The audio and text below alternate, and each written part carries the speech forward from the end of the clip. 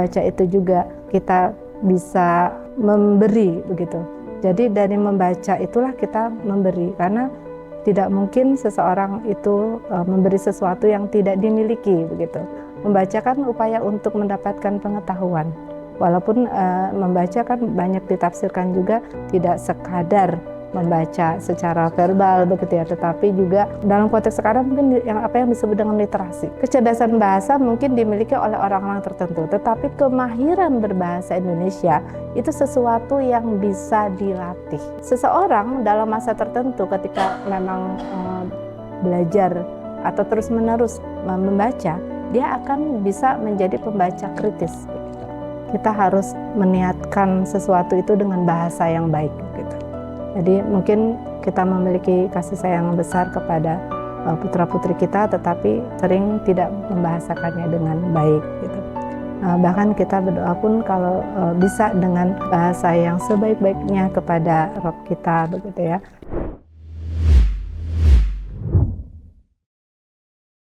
Assalamualaikum warahmatullahi wabarakatuh.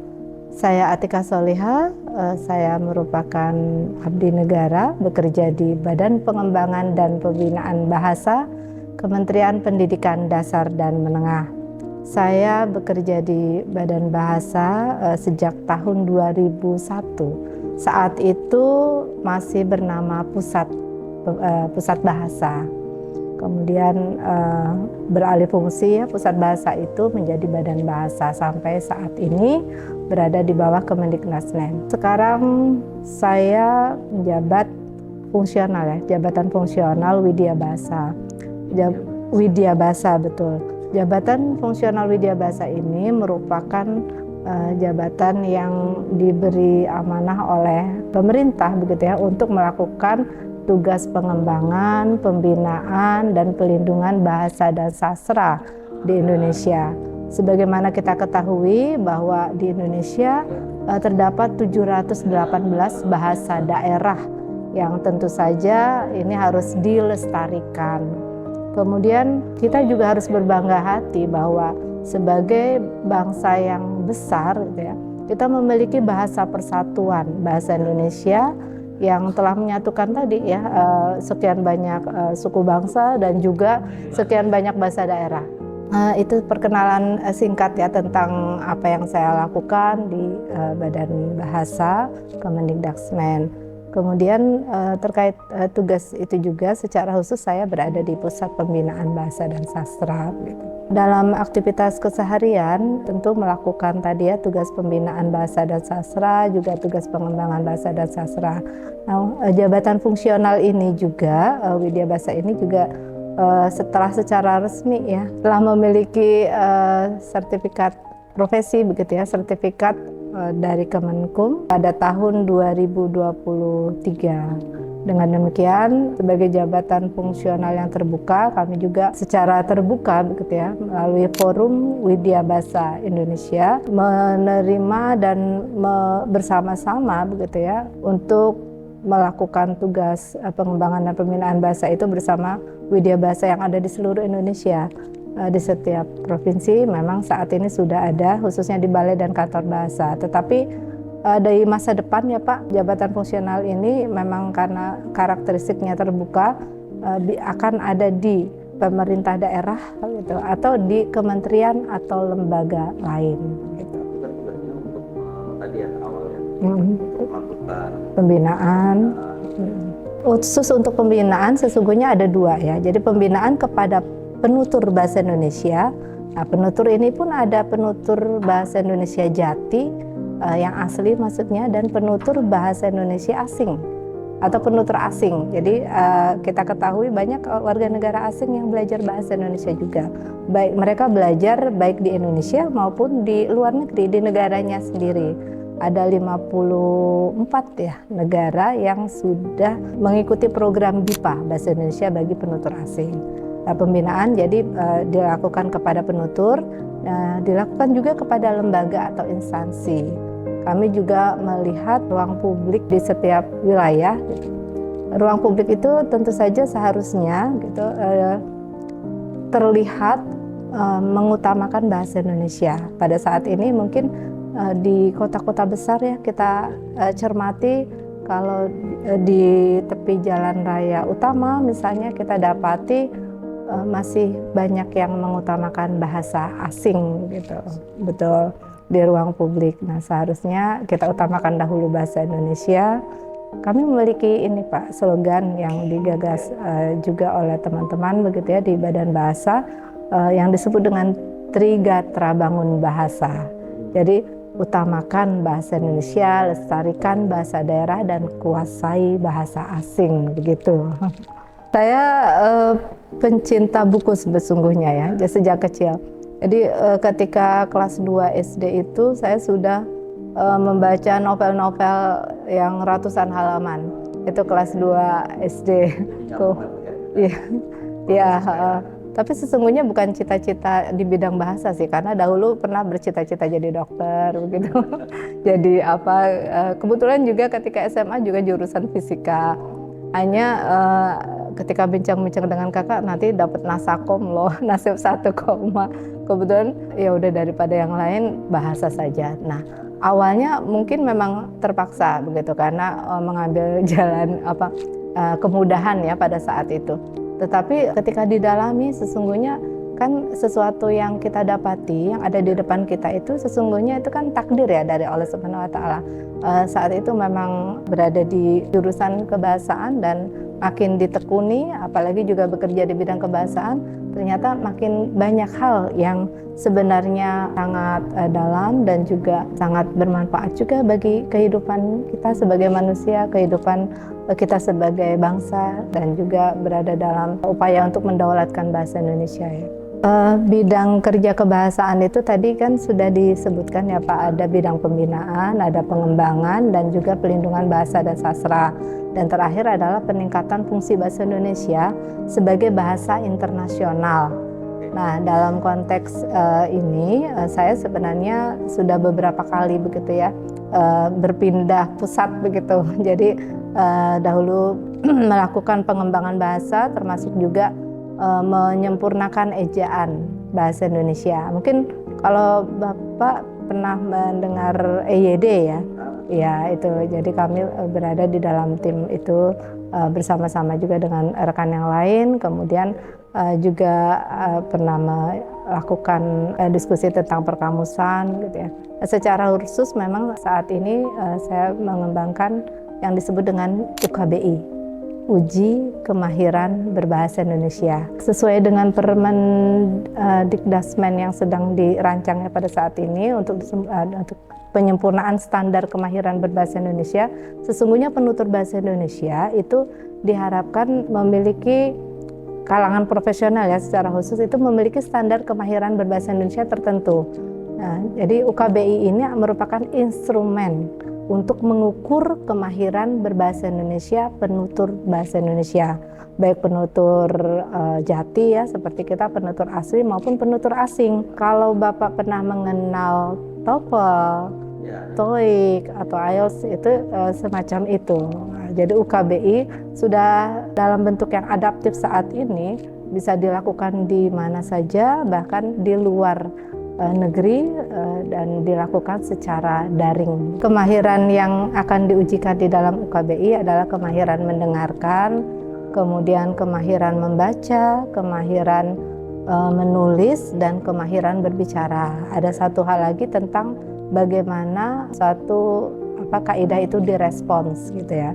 Sesungguhnya begini Pak, sejak manusia lahir sesungguhnya dia sudah diberi karunia ya oleh Allah Subhanahu wa taala, Tuhan Yang Maha Esa, untuk bisa mendengarkan. Itu kan salah satu kemahiran juga begitu. Kemahiran mendengarkan itu sangat lekat dengan kehidupan manusia. Sekalipun ini sudah dikuasai seseorang sejak lahir, tetapi sebenarnya masih banyak yang mengabaikan gitu, sehingga mendengarkan itu kan ada yang mendengarkan aktif, ada yang hanya selintas, atau malah sekarang mungkin orang lebih cenderung mengabaikan gitu ya kemahiran mendengarkan ini. Jadi bahasa atau kemahiran berbahasa Indonesia itu sangat lekat dengan kehidupan manusia. Mulai dari bangun tidur dia berkomunikasi dengan orang-orang yang ada di rumah, entah kalau dia pelajar kepada orang tuanya, kepada kakak atau adiknya, kemudian berjalan nanti juga di sepanjang jalan ada mungkin bertemu dengan penjual makanan atau yang lainnya ya ketika melakukan transportasi dan semua sampai dia tertidur kembali. Nah, itu dapat diibaratkan bahwa bahasa itu seperti nafas kehidupan begitu ya. Tetapi karena kepentingan yang sangat tinggi itu kadang-kadang justru tidak disadari begitu ya, bahwa bahasa itu sangat penting, kemahiran berbahasa itu sangat penting. Ada kasus-kasus yang besar baik tingkat lokal, tingkat personal saja ya, tingkat personal, tingkat lokal, nasional atau bahkan internasional itu bermula dari bahasa. Misalnya begini, kalau untuk tingkat personal ya, katakanlah di satu wilayah di Sumatera Utara itu hampir setiap tahun ada 200 kasus yang diangkat ke meja hijau begitu ya, yang berujung pada kasus hukum itu karena urusan bahasa ya. Mungkin kalau di wilayah Jawa orang tidak terlalu banyak melaporkan kasus begitu ya. Jadi lebih banyak mungkin menyimpan kasus begitu. Tapi kalau di tempat yang lain, terutama misalnya di Sumatera Utara itu sangat tinggi gitu. Itu kasus yang personal. Kemudian kita dapati juga banyak ya kasus yang mencuat karena ungkapan dari pejabat misalnya ya, yang tidak berterima oleh masyarakat, merasa tersinggung, akhirnya menjadi awalnya mungkin hanya secara lisan, ungkapan yang sebenarnya mungkin tidak ditujukan untuk menyinggung siapa-siapa misalnya ya, hanya mungkin memamerkan atau hal yang lain, tapi ternyata berujung huru-hara yang luas gitu, bisa sampai tingkat nasional. Jadi itu. Kemudian ada juga kalau kita lihat ya pada beberapa dekade yang lalu misalnya ada hubungan antar negara yang juga sangat berada dalam krisis gitu, itu karena urusan bahasa gitu. Atau ada negara yang sampai terpecah menjadi beberapa negara karena urusan bahasa ini gitu. Media sosial itu kan sebenarnya memudahkan ya orang untuk bisa melakukan komunikasi, dan di dalamnya tentu saja urusan bahasa sangat kuat ya, seperti membaca teks-teks yang ada di media, kemudian mendengarkan. Dalam konteks media sosial ada yang sebenarnya luput begitu ya. Kalau kita cermati apa yang ada di media sosial itu kan parsial, muncul secara parsial. Sebentar, dalam waktu singkat, dalam waktu singkat, paling lama mungkin untuk Instagram misalnya ya itu 2 atau 3 menit ya, lebih banyak potongan-potongan informasi. Nah, jika itu terlepas begitu ya dari ilmu pengetahuan, tonggak ilmu pengetahuan yang sesungguhnya, yang didapat pun akan menjadi lepas-lepas begitu. Kalau dahulu kita belajar tentang pendidikan, kita belajar dari sesuatu yang dekat dahulu, yang mudah dahulu, kemudian yang terjangkau, kemudian baru yang sulit, yang abstrak, kemudian yang memerlukan pemikiran kritis gitu. Akan tetapi sekarang itu di media sosial kan bercampur baur.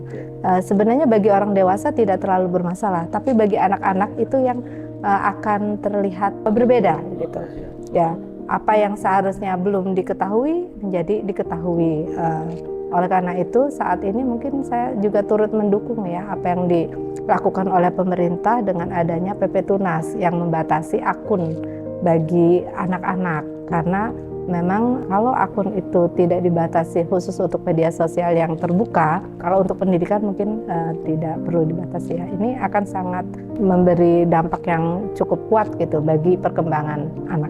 Kemahiran tadi ya Pak, 4 kemahiran berbahasa Indonesia itu kan sebenarnya 4 kemahiran berbahasa yang standar ya, yang harus dimiliki, yang diharapkan oleh kalangan profesional itu penguasaannya seimbang gitu ya. Jadi kalau dia rajin membaca, tentu harus diiringi dengan rajin menulis gitu. Kalau dia rajin mendengarkan, dia juga bisa berkomunikasi dengan baik, bisa berbicara dengan baik gitu. Nah, mungkin pada saat perjalanan kehidupan seseorang ada yang begitu difokuskan begitu ya, sehingga misalnya rajin membaca atau rajin menulis tanpa membaca, akhirnya mungkin tulisannya kurang kuat begitu ya, kurang kuat, kurang terstruktur dengan keilmuan yang sebelumnya. Jadi lebih banyak misalnya pengalaman begitu. Ini hal yang bagus, tapi nanti mungkin perlu dikuatkan gitu. Jadi intinya keempat hal itu seharusnya bisa berdiri seimbang. Karena itu seorang ilmuwan fisika misalnya ya, di bidang fisika, tentu akan jauh lebih dekat dengan kehidupan manusia dan lebih bermakna gitu ya ilmunya itu ketika bisa dipahami juga oleh khayalak gitu ya, oleh masyarakat umum dengan bahasa yang mudah dicerna begitu ya. Kalau setiap ungkapan menggunakan bahasa atau istilah asing yang rumit, mungkin masyarakat juga bingung. Ini sebenarnya sedang membicarakan apa begitu. Ya, jadi tidak mudah dipahami. Oleh karena itu, saya kira akan sangat baik jika peneliti pun memahami begitu ya konteks berbahasa. Jadi konteks berbahasa Pak ada 7 gitu.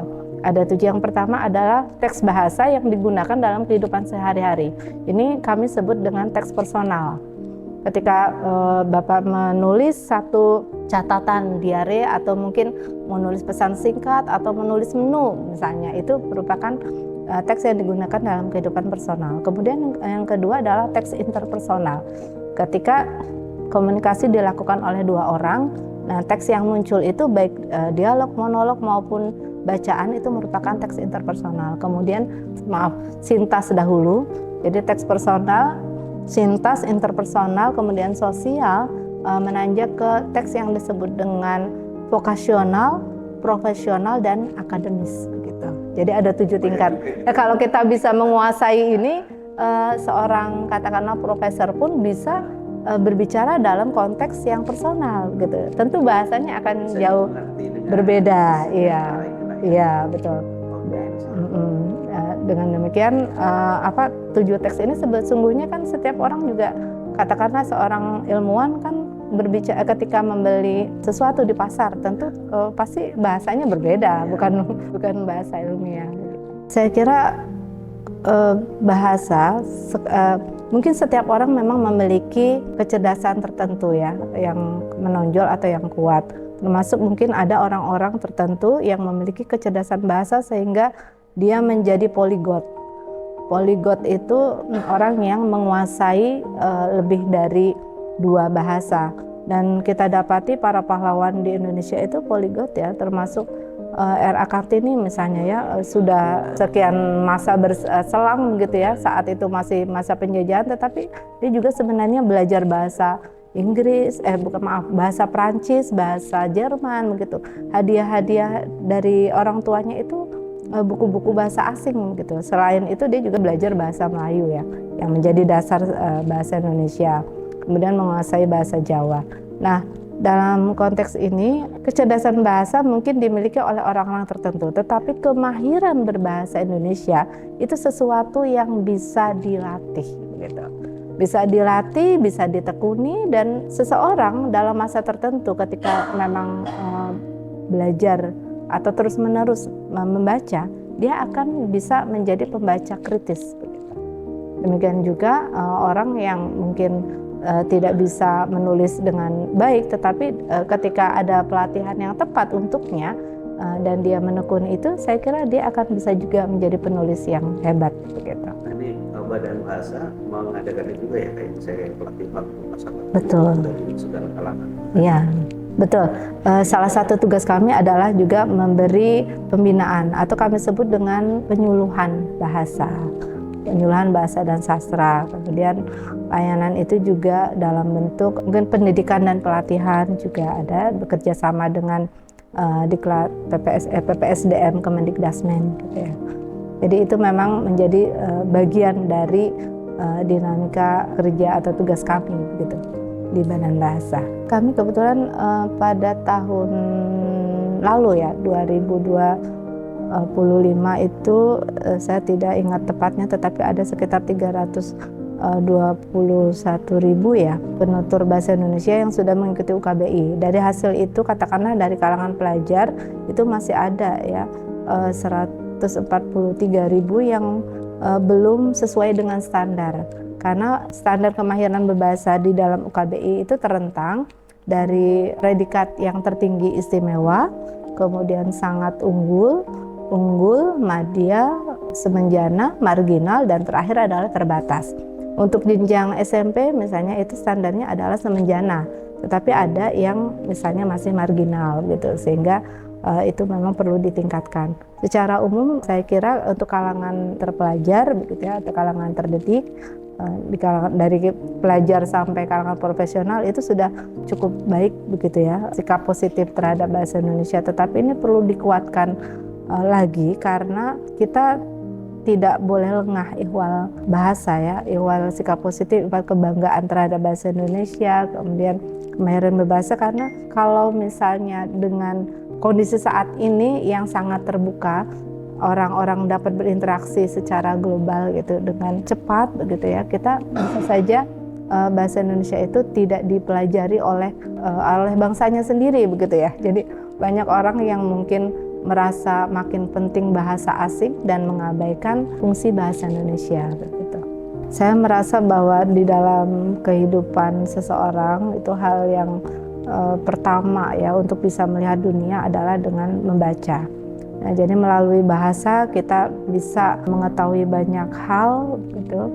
Melalui bahasa kita juga bisa berkolaborasi dengan orang lain, bisa melakukan hal-hal bermanfaat, dan nyaris tidak ada satu pun bentuk kerjasama yang dapat berhasil dilakukan tanpa bahasa begitu. Dengan demikian saya kira bekerja di bidang kebahasaan itu merupakan sesuatu hal yang penting. Dapat saya katakan ya, ketika seorang menjadi ayah misalnya, saya mendapati banyak kasus juga ayah yang tidak bisa berkomunikasi, tidak bisa membahasakan perhatiannya, kasih sayangnya kepada anaknya, sehingga anaknya ini benar-benar terlepas begitu ya, terlepas dari sisi kemanusiaan ayahnya gitu. Saya dapati ada kasus juga anak yang ngambek berbicara sampai 2 tahun begitu ya, tidak mau berbicara dengan orang tuanya. Ini kan salah satu kasus yang mungkin jarang ya, tetapi makin kesini makin banyak saya kira ya, anak yang memendam masalahnya gitu. Itu kan sebenarnya masalah bahasa. Jadi saya kira bahwa penerimaan kita ya terhadap bahasa, menyadari bahwa bahasa ini penting, perlu ditingkatkan kemahirannya, itu akan sangat bermakna dalam setiap sisi kehidupan manusia begitu.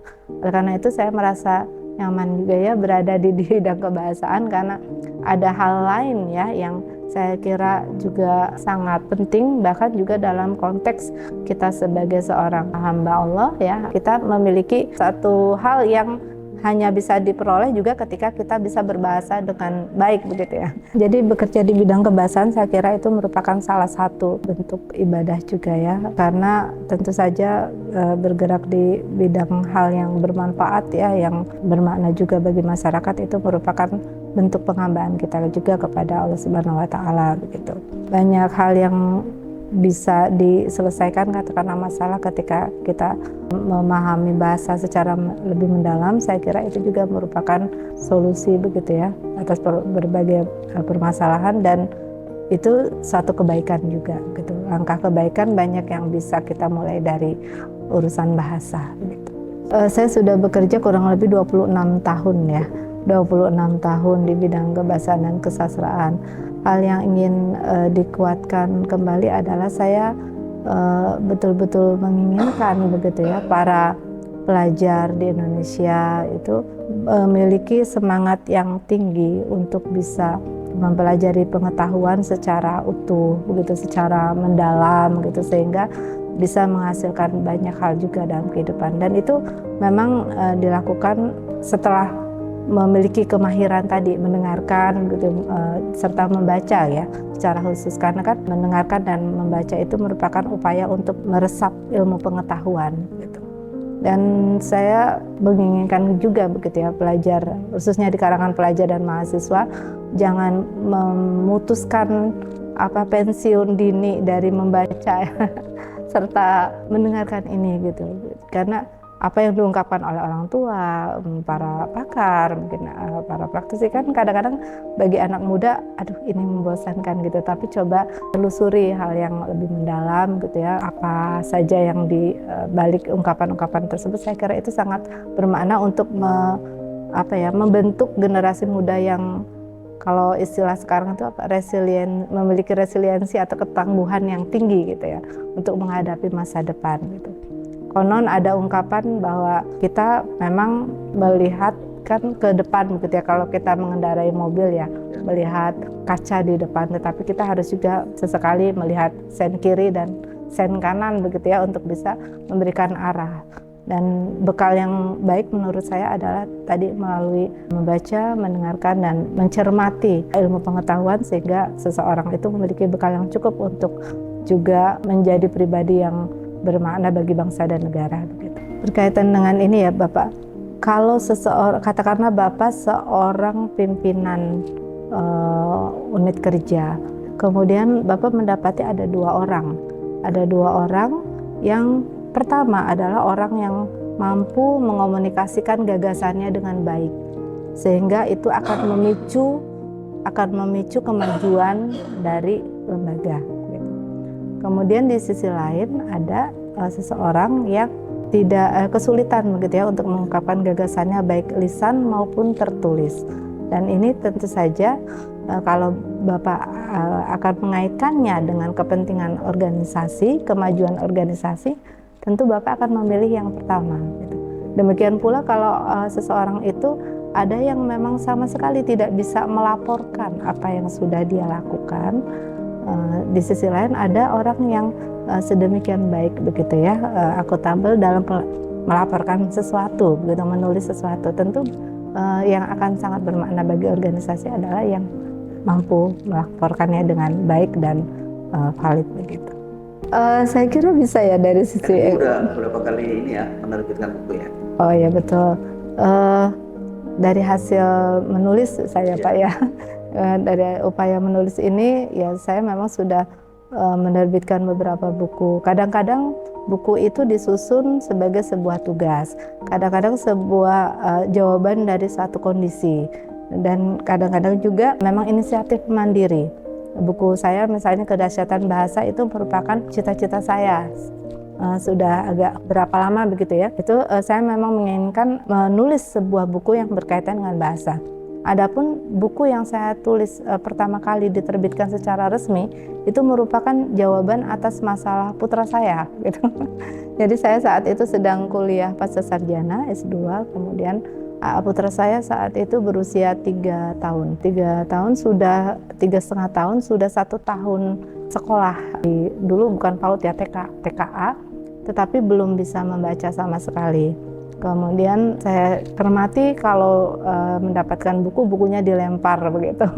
Buku tersebut dilempar, kemudian saya, wah ini bagaimana, saya cermati sudah sampai halaman sekian, tapi halaman pertama pun tidak ada yang dia ingat.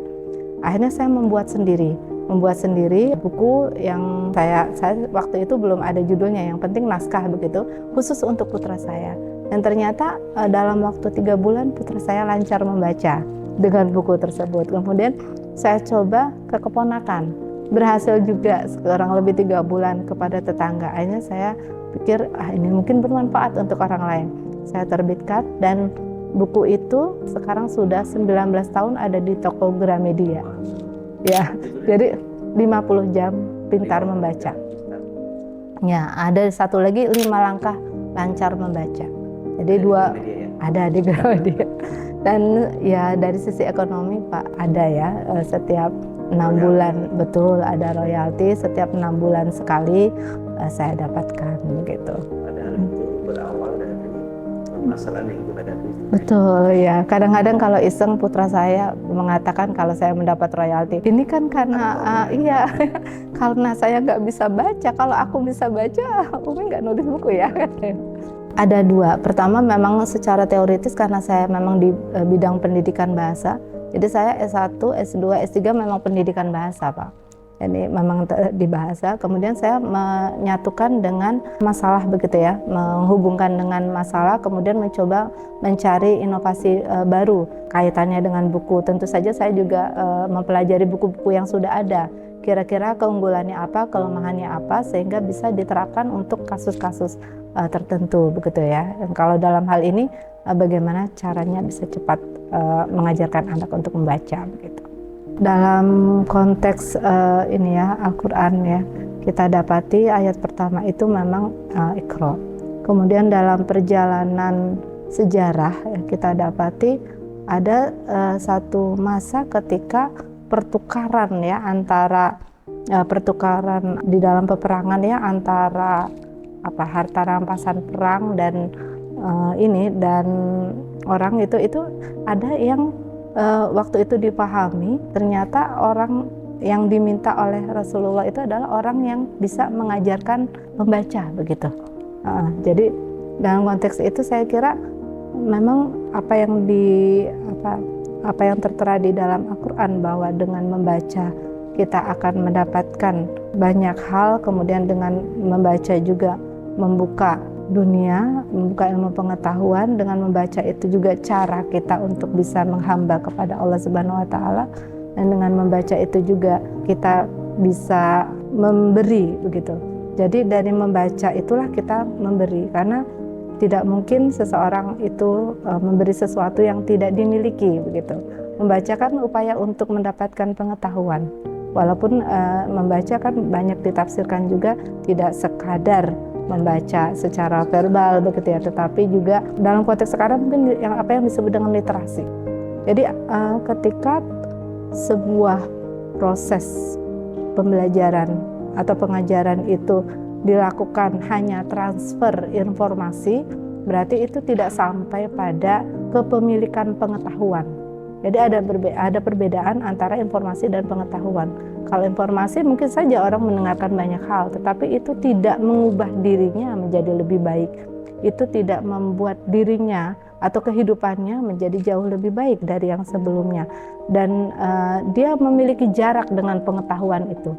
Oleh karena itu mungkin konsep-konsep banyak dipelajari ya, tentang korupsi atau integritas atau yang lainnya, tetapi itu berjarak dengan dirinya. Kalau sudah menjadi bagian dari dirinya, itu yang disebut dengan pengetahuan ya. Jadi sudah melekat. Nah, saya kira Iqra yang dimaksud di dalam itu adalah ketika sudah lekat tadi ya, lekat ilmu pengetahuan di dalam dirinya, jadi menjadi bagian dari dirinya. Ya, jadi dikaitkan memang ketika informasi itu kan satu ini sendiri ya, tersendiri. Tapi kalau informasi itu sudah dikaitkan, dihubungkan dengan diri seseorang, kemudian tadi diimplementasikan ya dalam bentuk amal kebaikan dan juga amal kerja dan amal-amal yang lain, saya kira itu yang memang buah dari literasi, buah dari membaca yang dimaksud di dalam konteks. Betul. Perilaku nanti ya. Iya betul, di perilaku, di amal yang terlihat, yang dihasilkan, yang diberikan baik bagi keluarganya, bagi masyarakatnya, bagi bangsanya, dan bagi negaranya. Kalau bahasa Indonesia sebenarnya memiliki karya sastra yang sangat kuat ya, karya sastra lisan maupun karya sastra tertulis. Mungkin Bapak sering menggunakan atau membacakan pantun misalnya. Ya, pantun kalau gurindam atau yang lainnya mungkin sudah jarang terlihat, tapi pantun saat ini digemari, bukan hanya ya bukan hanya bagi kalangan yang sudah sepuh-sepuh, tetapi juga anak muda. Saya tidak tahu apakah kegemaran ini karena ingin dibilang cakep tadi atau hal yang lain gitu. Saya kira ini memang satu keindahannya. Dan ada satu masalah juga ketika satu masalah tidak disampaikan atau tidak dibicarakan. Nah, itu yang sering menjadi masalah lebih besar gitu. Saya kira orang-orang dahulu ya di masyarakat kita itu sering mengungkapkan masalah dengan pantun, kegundahan itu juga dengan syair begitu. Saya kira itu hal yang baik begitu ya, karena merupakan cara berkomunikasi dengan lebih harmonis dan indah begitu. Saya kira Indonesia itu negara yang sangat luas. Dengan beragam kondisi. Pemerintah pasti sangat berat begitu ya mengelola Indonesia ini. Oleh karena itu kita sebagai warga negara Indonesia, juga sebagai mungkin orang yang bergerak secara khusus di bidang kebahasaan, memang harus berpartisipasi. Jadi setiap orang harus berpartisipasi demi kebaikan bangsa dan negaranya, sesuai dengan apa yang bisa dia lakukan gitu ya, sesuai dengan tingkat kemampuannya dan juga apa yang terjangkau. Kalau para cendekiawan begitu sudah sedemikian memiliki semangat begitu ya untuk memajukan bangsa Indonesia, saya kira negara ini akan menjadi jauh lebih maju dari yang ada saat ini.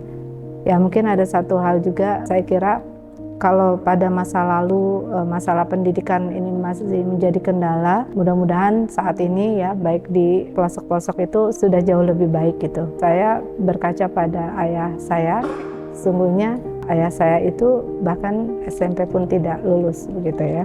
Jadi lulus kelas 2 SMP, tetapi beliau adalah seorang pembelajar yang baik gitu, sehingga di akhir hidupnya pun para dokter justru belajar padanya begitu. Jadi ketua MUI di ini ya di wilayah Cilodong di Depok gitu. Beliau ahli membaca kitab kuning gitu, kitab kuning, dan banyak dokter-dokter dari UIN itu sering berdiskusi gitu ya sehari-hari gitu bersama beliau gitu. Jadi semangat belajar itu yang perlu ditumbuhkan gitu dimanapun dengan siapapun. Kalau ayah saya itu langsung kepada seorang kiai. Jadi tidak nyantri, tidak ini, tapi langsung berkomunikasi begitu setiap hari dengan kiai, mengirimkan telur ayam kampung dan sebagainya, model belajar yang berguru semacam itu. Dan beliau juga menguasai bahasa Arab dengan baik, kemudian bahasa Cina karena pernah juga diangkat menjadi anak dari ini pengusaha begitu, kemudian menguasai sangat fasih bahasa Jawa walaupun beliau orang Sunda begitu. Ya, bahkan lebih mahir daripada ibu saya yang ini, yang orang Jawa begitu.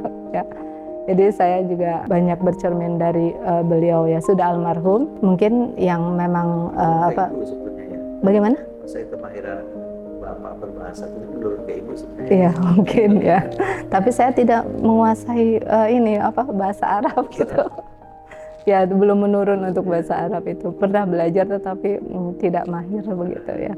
Nah, beliau itu memang mahir dan beliau sebenarnya sangat menginginkan mengikuti wisuda doktoral saya, tetapi keburu berpulang berapa bulan tidak. Tapi insya Allah saya sudah memenuhi kebanggaan beliau begitu ya. Karena itu ya tidak apa-apa sesekali saya mencantumkan gelar gitu karena agar mengingat ayah saya begitu. Kita harus meniatkan sesuatu itu dengan bahasa yang baik gitu. Jadi mungkin kita memiliki kasih sayang besar kepada putra-putri kita, tetapi sering tidak membahasakannya dengan baik gitu. Bahkan kita berdoa pun kalau bisa dengan bahasa yang sebaik-baiknya kepada Rabb kita begitu ya, mengungkapkan banyak hal begitu kepada Rabb kita. Kemudian mungkin itu saja ya, niat yang baik dibahasakan dengan baik, kemudian menyempatkan ya sesulit apapun waktu atau sedikit apapun kita terus menyemai diri kita dengan ilmu pengetahuan. Jadi teruslah membaca sebagai bekal kehidupan kita, tidak hanya untuk saat ini tetapi juga untuk di akhirat nanti. Saya kira itu pasti akan sangat bermakna.